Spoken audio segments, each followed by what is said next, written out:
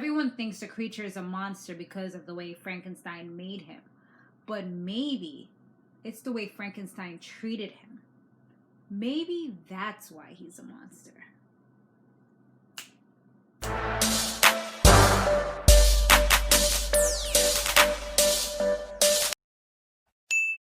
Hey, what's up? What's going on, everybody? Oh my gosh, this was a crazy episode. It was action-packed. It was so much going on. And happy New Year to you guys. It's about to be New Year's. You know, we're not going to see another episode until after New Year, I'm pretty sure, right? Like probably the 1st or 2nd, probably like the 2nd. So happy New Year to you guys. I'll probably say it again in the next episode. Definitely make sure you guys subscribe if you haven't. You know, turn on your post notifications and all that stuff. Comment down below. You know, I do want to see interaction. I haven't seen as much interaction as I used to get. I know it was a little bit of a pause, but we need to get back on track, all right? There's no need for us not to be back on track. So let's do that. Also, like I tell y'all before, if y'all look at different types of videos, I do have my my beauty channel, which is Samore Love TV, and I have my hair channel, which is Empress Hair Looks. So if y'all into that stuff, you could definitely check it out. I was recording some videos earlier. That's why you girls looking a little cute. All right. I got to wash all of this off soon. And I did laundry. That's why you probably see a little something in the background. But yeah, it's a lot. It's a lot going on. But let's get into this episode. So Kane, he is still doing his diabolical craziness. You saw him chopping up the people, putting them in barrels, ready to send out. I'm like, yo, this dude is still bugging out. Like, he's never gonna stop. I feel like the more his mom rejects him, is the more this man is like getting fueled up and finding something else to kind of get into, you know? Paula and Davis, they're still having their amazing love affair, you know. She's still his mistress. They still doing the damn thing, and he takes off his ring and he puts it back on at the end of the night like nothing never happened, going back to his wife. But she's finding out that there's certain things that he's like not really telling her. And they supposed to have like this partnership type of situation because she works closely with him. And, they also have a close connection situation. But now she's finding out, like, something ain't right about him. Like, he was saying that he had some star witness, but he wasn't really telling her who this star witness was. Then, when they go to see Tasha later on, he was being real vague about it. Just like, trust me, everything I've been doing has been going well. I would never lead you astray. But that's because, he already got the situation.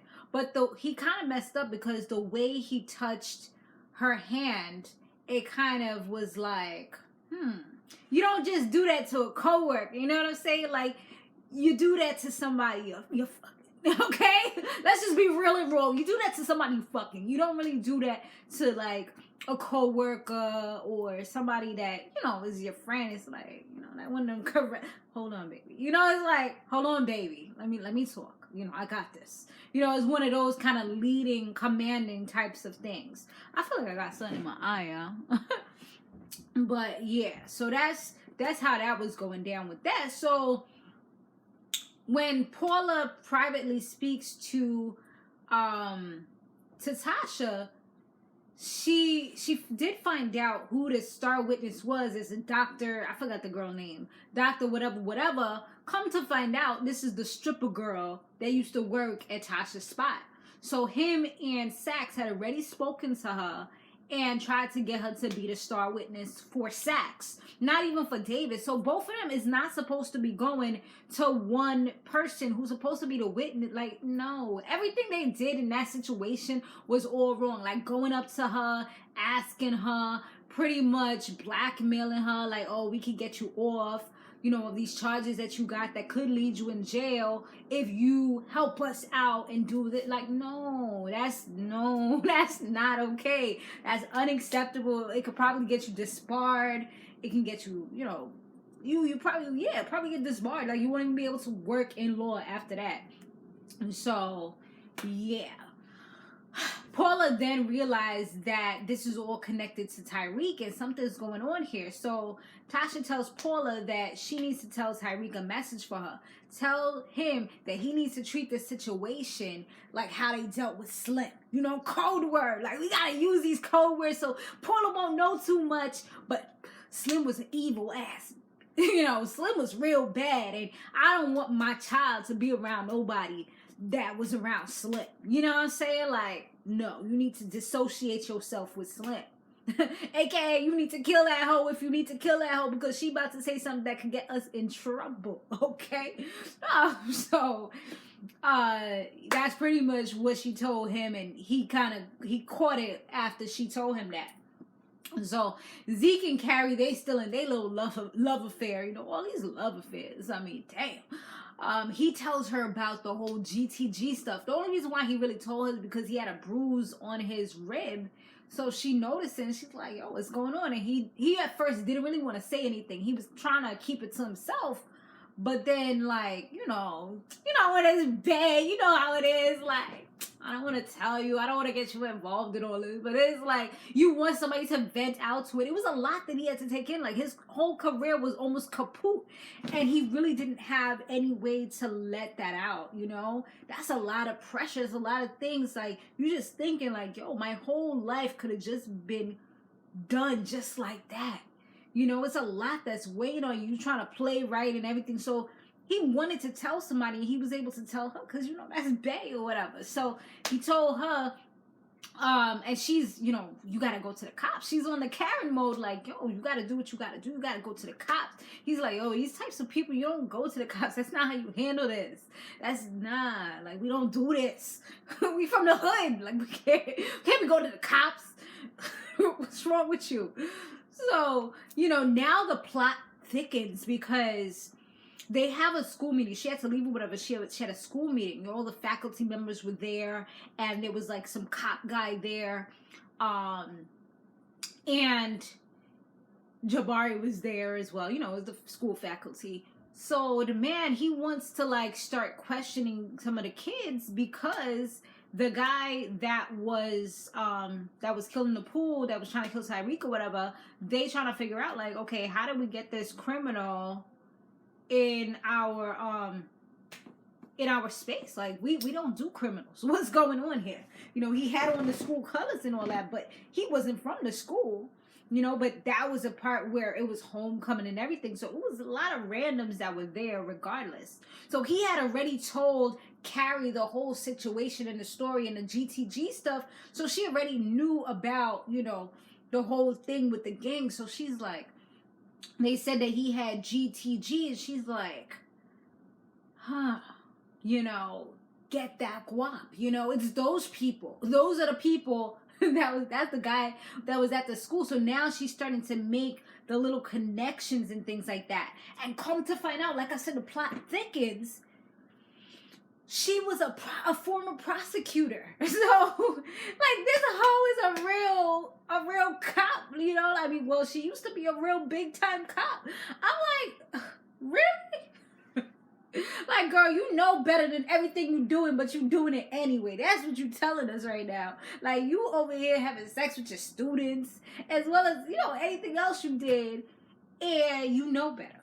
But ain't that how it always is? Look at what happened with Angela, right? So she offers to try to get more involved and find out what's going on, because they just wanted to find the colored kids and just kind of ask them questions, you know? And Carrie was not really feeling that, and Jabari he wasn't really feeling that either. So she offered to go ahead and provide anonymous assistance to the students, which, how could it be anonymous if this is part of the meeting to talk back to the cop? Like, there's no anonymous, confidential, nothing. Like, Jabari, quote unquote, said that he would be a little more confidential, but I don't even think, like, with him, it would be like that either. So I'm just like, this is why I don't nobody want to talk to nobody these days, because it's like, people will tell you, oh, I'll keep it to myself, don't worry, but yet all your business is all over the place. But so yeah, when she offered to do it, because obviously in the back of her head, especially after she kind of linked to Hada, to GTG, and obviously that's his cousin's family, everything is starting to tie together now. So she's like, I will find out more information, I'll reach out to my students, blah blah blah. Here comes Jabari. I will too. I'm the lead of the minority, some shit there. So I'm like, of course he would, because he's trying to find out if Tyreek is connected or associated some way.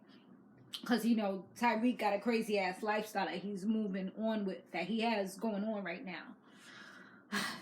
Tasha, her precinct was getting searched for contrabands, and of course she had her little phone or whatever, so they was trying to find that. It was actually Saks that put out an order for that to occur. So yeah, that was kind of messed up, but they ended up not finding anything, because the dude that initially set it up so she'd be able to get it, he like kind of revealed himself and took it for her to hold it down so that she wouldn't get caught up. But she's like, yo, I'm gonna need another one. He's like, yo, don't worry, I got you, like, you could trust me. So now she know who's been watching her. I mean, he had to reveal himself to help her out, because it would have got her caught out there or whatever.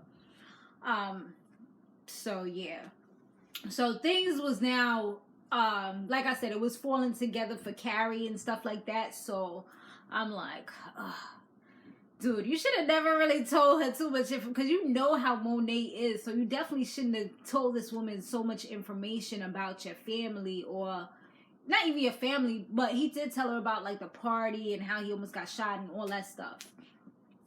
Drew goes to see Kane, but he finds out that Kane is just like taking their corner boys. He also got a little guap on his payroll. Like, how you working with a dude that damn near took out our cousin and our cousin's future? Like, he's supposed to be the one getting us out the game, and you messing everything up for him? Are you fucking kidding me? Like, you said you would handle it. That's not how you handle it. You know what I mean? So it's like now he's kind of working against Monet, and he's like, yo, Drew, we could take over the world. It's either you with me or you against me at the end of the day. So he's not with him. You know, he's going to be with his mom at the end of the day. So that's what it is. So Kane is literally trying to be public enemy number one to his family and them. Like, he's just like, he feels like the outcast. So it's like he's rebelling. It's like, you put the kid, you put the kid on the corner and beat them a little bit, and now they want to like start kicking the walls and tearing down everything that they could find, you know, because they're so upset that you did that. It's like it didn't really help them to calm down. It actually fueled them to get worse. This has like narcissistic tendencies, it seems like. Brayden, he goes to his room to get some of his stuff, and he ends up having a little bit of a conversation and breakthrough with Tyreek. It wasn't big, but I do feel like they're going to be coming back full circle real soon based off the little conversation that they had. He does tell him that, you know, they need to find another way to make money, because right now campus is hot. So he actually suggests, like, maybe we could go to Effie's school and sell the products there. So that's going to be the next thing. He has to kind of talk to her again. But she wasn't really feeling, you know, Tyreek after all of that had went down. So it's actually Brayden that had to be the one to set it up. So it works out for everybody. Zeke, he's ready to snitch anonymously. He goes to Monet, tells her he thinks it's for the best, and he definitely needs to like dissociate himself with everybody, because he can't be getting caught up. If he gets caught up in the business and all that stuff, then that's everything that he worked so hard for. So he just kind of has to fall back a little bit. But he's ready to like do what he got to do. Just let everything off his chest anonymously. And she's like, so does this have something to do with you and that Carrie woman? He's like, he had to like switch it up real quick and let her know, like, no, it doesn't have anything to do with Carrie. But of course, Monet being the person that she is, she already knew that was bullshit. She tried to ask Diana, but Diana didn't really know for sure. But then she remembered something she seen in Tyreek's book bag that was talking about a professor sleeping with a student. So now it's like, oh, I think I know what it could be. You know? So yeah, so now Monet, you already know this is more so confirming her thoughts, because when she first seen them all chummy, she already had a feeling about that. So now it's like, alright. Monet then ends up goes and pays little Miss a visit, sitting down like up in homegirl's office, like with the door closed, lights off, like a burglar or a thief in the night. Like she was ready, okay? And she's like, my appointments are not right now. This is a little bit inappropriate. Yeah, kind of like your inappropriate relationship that you're having with my nephew, right? Like boom, boom, boom. She's like, whatever you think you're trying to find out, or whatever you think you know about me and my family, you need to shut all of that shit down. Pretty much like laying down the law, like tie a little bow on that shit and you better throw it out, because if you do anything or say anything that can tie this to my nephew and you mess up what he got going on, you tie that pool stuff to anything with him, then yeah, I will be having your name in my mouth. Pretty much, she's saying it like, more so not like I'll kill you, even though she probably will kill her, but she's saying it like she will end her career. But she'll probably end her career first and then attempt to kill her, I'm pretty sure. But that's just my thought. What do you guys think? But Tyreek, he speaks to Effie, tells her, that he needs her, and kind of like, this is like the moment to try to get her forgiveness once again, after playing her out. So she's like, yo, like, I realized that I was a monster the day at Troop when I turned you in. So once you realize that we are both monsters and you accept it, then we're good. Like, you could go from there. You just gotta realize that you're a monster, But yeah, so that was her advice to him, but she's down and ready to do what she gotta do to get this money. And that's what she means by, like, you're a monster. Like, at the end of the day, you're gonna do what you gotta do to win in this life. And I'm the same way.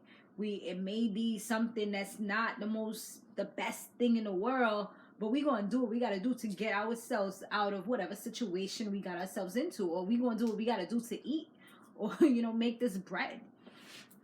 Now the stripper girl, Tyreek had paid her a visit, and when he paid her a visit, she was just, real chill. She didn't feel like he was a threat to her or anything, but homie was ready to lay down the business and and freaking kill her, right? He was ready to take her out. He had the gun, like, in his hand, kind of like getting ready. But the thing that saved her in that moment, because she's like, I don't really know if I could do this, though. Like, this is a lot of pressure. She was like straight hood, like from the hood. Like, I don't really know if I could do this, though. Because they talking about going up on there and saying this, and I feel like I'm snitching. But is this really going to help Tasha, though? Like, this is going to help you? This is what they want me to say. Is she was the one who revealed to him that it was both Sachs and Davis that showed up together. So that was part of the thing that helped her, even though he was still about to shoot her ass. And the second thing that helped her was the fact that he told her that she was like, yo, I feel like if I had a chance, I would just take the money and run. Like, if I had the money, I would just be out and go somewhere. Like, I was just going to run, So he was like, oh, that was the golden opportunity, golden moment. Oh, we got a book bag full of money that he was supposed to give to Monet for all the stuff that he for all the stuff that he had recently got, all the products that he sold at the homecoming. So he's like, you know what? Instead of killing somebody's mother, let me go ahead and give her this money, and then she just be out, he gave her probably, I don't even know how much it was, but he probably gave her more than enough that she needed to, like, start a new life and find a new stripper job or whatever type of job she wanted. Like, she probably even be good for a little while, because obviously she's a straight hustler. Look at the place she was staying at. You know what I'm saying? Like, she can make on her own. So I'm pretty sure, she'll find the next hustle real quick, but at least that will hold her down for a while, whatever it was that he gave her. What happens after that? Kane, he finds out well, obviously from that she didn't show up to the court. So now they're gonna be summoning Tyreek to come to court. So yeah, but what's her name? Paula ends up letting who did she tell? Well, Paula was like done with everything. So she was pretty much a woman scorned. She's out of everything. And yeah, she's done with it. So now Tyreek, he's gonna be the next person that's gonna be called to the stand. I don't know if Davis actually knew that was gonna happen, because he seemed like he was super surprised. But now I guess Saxe is just like, yo, I'm over this. I just want to get to Tyreek, get him to testify, and let's be over with this, because y'all making me look stupid out here. Like, we supposed to be collaborating, and everything is falling apart. And at the end of the day, even though they're working together, Saxe and McLean, they don't really trust each other. This is just like a partnership for a win. You know what I'm saying? So, yeah, he's just like, let me F it all. F all the other witnesses. Let's just do this. Now, like I was saying, Kane, he finds out that that Rico, big boy Rico, is trying to kill off Monet and them. And, of course, that's his family, so he don't want to see them die, especially at the hands of somebody else. So he tries to warn them. But at that same moment, Tyreek was trying to kind of like commit suicide, you could say, because he tells his mother, don't worry about me, I won't be on the stand. And then you see this boy go tell Monet that he gave the money away. So he already knew she was going to spaz out on him and pull a gun out on him. Like, you don't play with nobody's money. Those type of people, you don't play with their money. So she dead has the gun to like his head, and they're like, Diana and Drew is like, nah, don't do it. Like, just tell her you bring it back. Like, he's good for him. Like, nah, don't do it. He has family. He has people that's connected to him. They're gonna be looking for him. Like, they try to convince her not to kill him. So they're there at the drop spot where they're supposed to be meeting Rico at, because he's supposed to be giving them some new products. But Kane found out because Little Guap, who's the same dude that I told you was like real all messed up and stuff, he has products that normally Monet would be getting. So he's like, yo, you stealing from my family? He's like, nah, Rico gave this to me. Like, this is ours now. It's like, wow, they trying to take him out. So he tries to hurry up, call him, didn't work. So he heads down there. But at that same time, like, they hear the car pulling up while she still has the gun to Tyreek's head. And they hear, like I said, they hear it. But nothing happens. They're like, yo, why he taking so long? Like, what's up?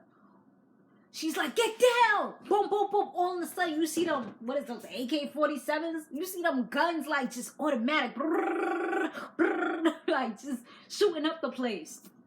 Yo, tell me why. She tells Drew, stay down.